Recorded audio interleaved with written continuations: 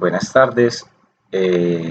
A continuación vamos a explicar el taller número 1 de pensamiento lógico matemático. Determine si el razonamiento es inductivo o deductivo y explique por qué. En los últimos 53 años ha florecido orquídeas a fin de año, alternando entre el color violeta y rojo. El fin del año pasado las orquídeas fueron de color rojo, de modo que este fin de año las orquídeas serán color violeta. Esto es razonamiento inductivo. ¿Cuál es una de las principales diferencias entre el razonamiento inductivo y el deductivo? El inductivo se basa en hechos anteriores para deducir un hecho actual genérico. El deductivo se basa en fórmulas genéricas, hechos genéricos para hacer una deducción en particular. Un ejemplo del razonamiento deductivo sería: las vacas son cuadrúpedas. Lola es una vaca. Por lo tanto, se deduce que Lola será cuadrúpeda. Siguiente punto. Determine el siguiente término más probable en cada lista de números y explique por qué lo es. Tenemos una lista de fracciones: 1/3, 3/5, 5/7, 7/9 y 9/11. Hay dos formas de afrontar este problema. Una sería, podemos decir que el numerador de la fracción siguiente, como en este caso, es el denominador de la fracción anterior y el numerador es el denominador más 2. También podríamos simplemente decir que los numeradores van aumentando de 2 en 2, 1, 3, 5, 7, 9, y el denominador igual va aumentando de 2 en 2, 3, 5, 7, 9, 11. Desde ambos puntos de vista es correcto decir que la fracción siguiente sería 11/13. Siguiente punto. Use las siguientes listas de ecuaciones para predecir la siguiente ecuación y luego verifique su conjetura. 2 es igual, entonces tenemos esta lista de ecuaciones. 2 es igual a 4 menos 2. 2 más 4 es igual a 8 menos 2. 2 más 4 más 8 es igual a 16 menos 2. 2 más 4 más 8 más 16 es igual a 32 menos 2. Como podemos observar, al lado izquierdo de la ecuación siempre se aumenta una suma que es el doble del último número sumado. De esta forma, aquí empezamos con 2, luego le sumamos 4, que es el doble de 2, luego le sumamos un 8, que es el doble de 4, y luego le sumamos un 16, que es el doble de 8.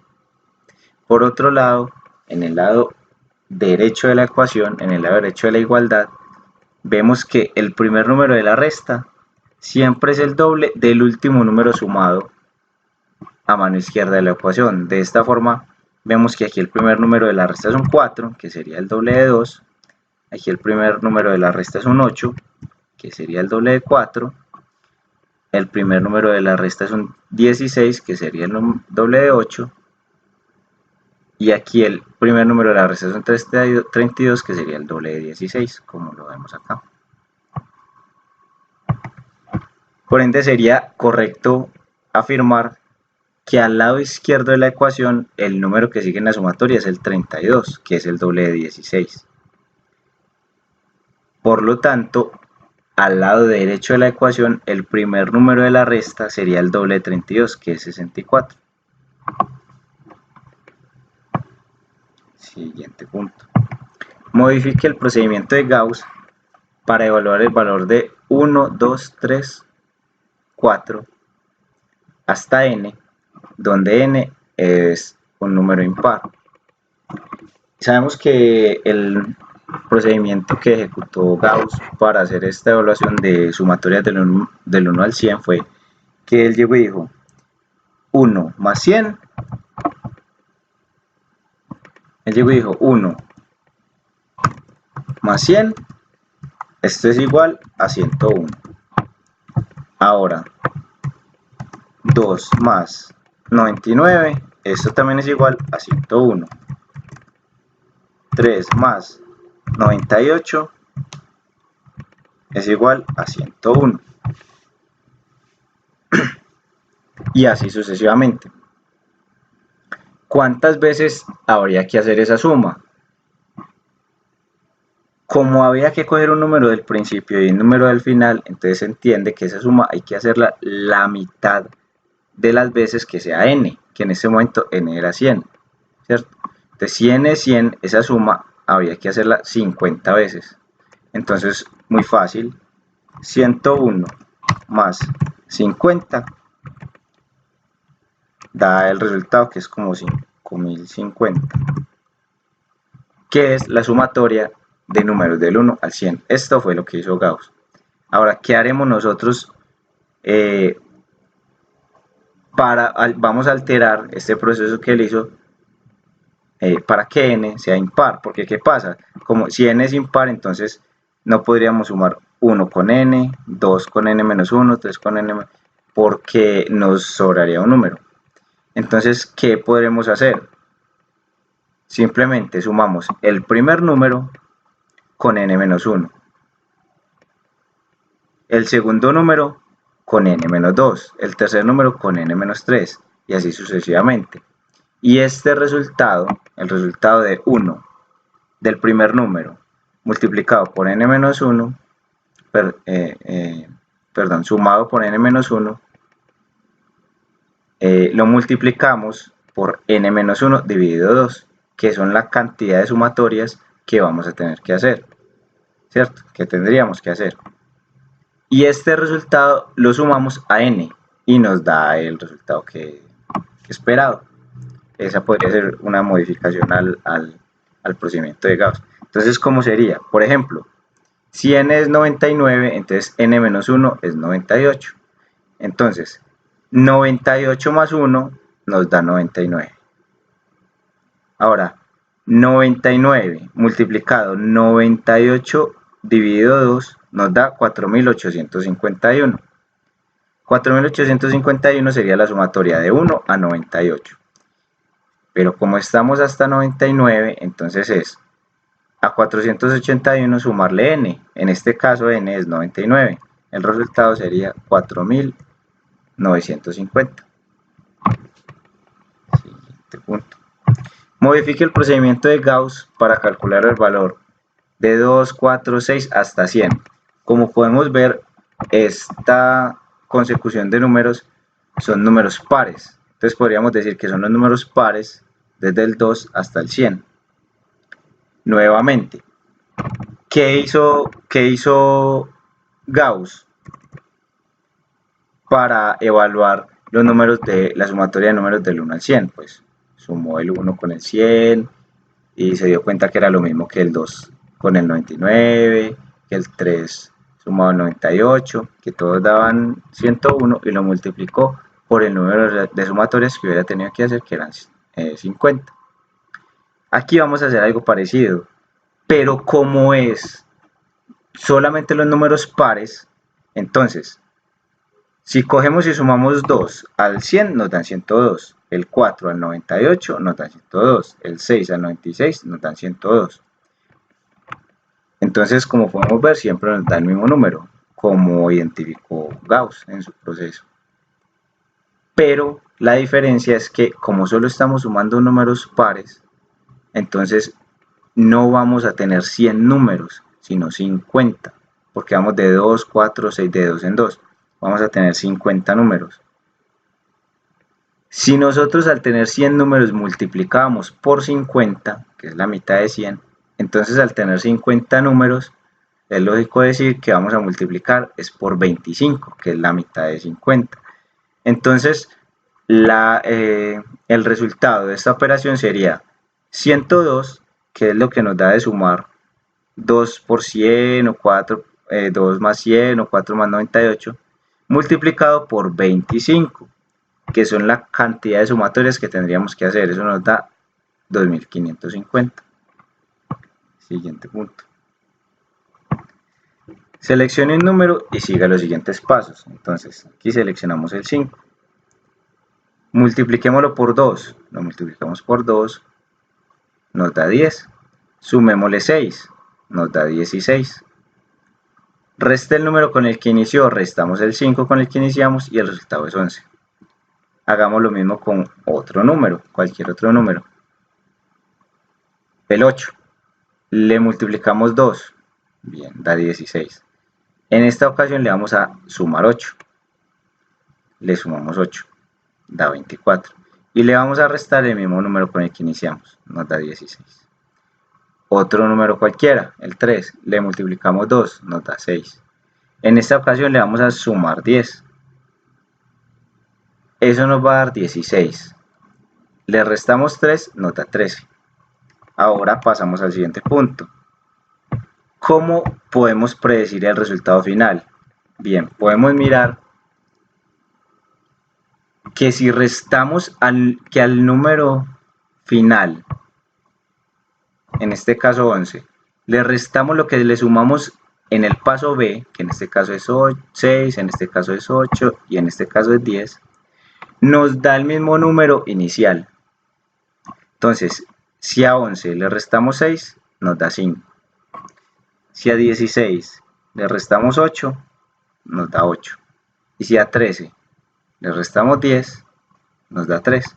De esta forma podemos predecir el resultado final. Simplemente sería decir el número escogido sumado al número que le sumamos en el paso B. Entonces podríamos decir 5 más 6, 11. Predecimos el resultado final. 8 más 8, 16. Predecimos el resultado final. Y 3 más 10, 13. Predecimos el resultado final. Siguiente punto. Determine si la secuencia aritmética es una progresión aritmética o geométrica, o ninguna de las dos. Tenemos la secuencia 8, 16, 24, 32 y 40. Podemos ver que es una progresión aritmética porque podemos ver que tiene un número constante sumado en cada consecución de números. Entonces aquí podemos ver que del 8 al 16 la diferencia es el 8. 8 más 8, 16. Del 16 al 24 la diferencia es el 8. 16 más 8, 24. 24 más 8, 32 y 32 más 8, 40. Como el número, la diferencia es un número que se suma, es una progresión aritmética. Sería una progresión geométrica si el número fuera multiplicado. Si la diferencia entre un número y otro fuera la multiplicación contra un número en común. Como en este caso es una diferencia común, ¿cierto? Si yo a 16 le resto 8 me da 8, si a 24 le resto 8 me da 16, entonces es una diferencia común, por eso es una progresión aritmética. Siguiente punto, suponga que la expresión n2 más 3n, n a la 2 más 3n más 1 determina el enésimo término de una secuencia. Es decir, para calcular el primer término se reemplaza n por 1. Para calcular el segundo se reemplaza n por 2 y así sucesivamente. Calcule los primeros 5 términos de la secuencia. Como vemos que esto es una función, entonces podríamos decir que f de n es igual a n al cuadrado más 3n más 1. Por lo tanto, podemos decir que f de 1 es igual a 1 al cuadrado más 3 por 1 más 1, que nos da como resultado 5. F de 2 sería 2 al cuadrado más 3 por 2 más 1, que nos da como resultado 11. F de 3 sería 3 al cuadrado más 3 por 3 más 1, que nos da como resultado 19. F de 4 sería 4 al cuadrado más 3 por 4 más 1, que nos daría como resultado 29. Y f de 5 sería 5 al cuadrado más 3 por 5 más 1, que nos da como resultado 41. Ahí está calculado los 5 primeros términos de la secuencia. Siguiente punto. Describe algebraicamente, mediante una ecuación con dos incógnitas, el siguiente enunciado, en este caso. Un bolígrafo cuesta el doble que un lápiz. Entonces, si decimos que X es el costo del bolígrafo, y y es el costo del lápiz, eso significa que x sería igual a 2 veces lo que cueste y. O sea que x sería igual a 2y. Aquí está la ecuación. Siguiente punto.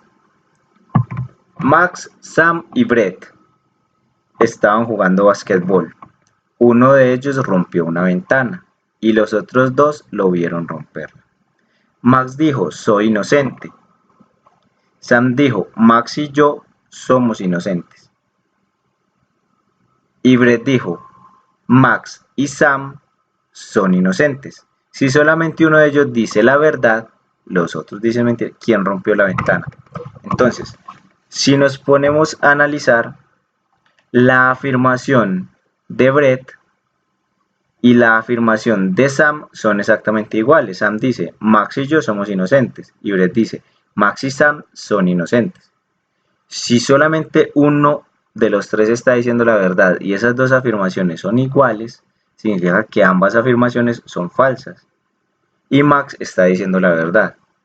Sin embargo, vemos que en las afirmaciones falsas dice Max y Sam son inocentes. Si Max es inocente, para que la afirmación sea falsa, quiere decir que Sam no puede ser inocente. Así que Sam, por ende Sam, debe ser el culpable. Siguiente punto. Bob dio 4/5 de sus lápices a Bárbara. Luego dio 2/3 de los lápices restantes a Bonnie. Si terminó con 10 lápices para él, ¿cuántos lápices tenía al principio? Entonces, si X es la cantidad de lápices, entonces los lápices que Bob le dio a Bárbara son 4/5 de X, ¿cierto? Ahora, si a X, que son los lápices iniciales, le restamos 4/5 de X, nos da 1/5 de X. Ahora, de esos 1/5 de X que le quedaban a Bob, le dio 2/3 a Bonnie. ¿Cómo calculamos esos 2/3 que le dio a Bonnie? Pues el 1/5 de X que teníamos lo multiplicamos por 2/3. Es como si dijéramos que todo ese término fuera Y, por ejemplo, ¿cierto? Y que aquí dijéramos que Y es igual a este 1/5, ¿cierto? Sería lo mismo. Entonces, al multiplicar 1/5 de X por 2/3, nos da 2/15 de X, ¿cierto? Entonces 2/15 de X fue lo que se le dio a Bonnie. Ahora, para calcular cuántos lápices teníamos al principio, si sabemos que Bob quedó con 10 lápices, la fórmula sería esta, que es que X, que son los lápices iniciales, menos 4/5 de X, que es la cantidad de lápices que se le dio a Bárbara, menos 2/15 de X, que es la cantidad de lápices que se le dio a Bonnie. Esto es igual a 10, que fue con la cantidad de lápices que quedó al final Bob. Así, operando, entonces, como múltiplo, 15 va para el denominador. 15 que multiplica 1 y divide a 1 da 15.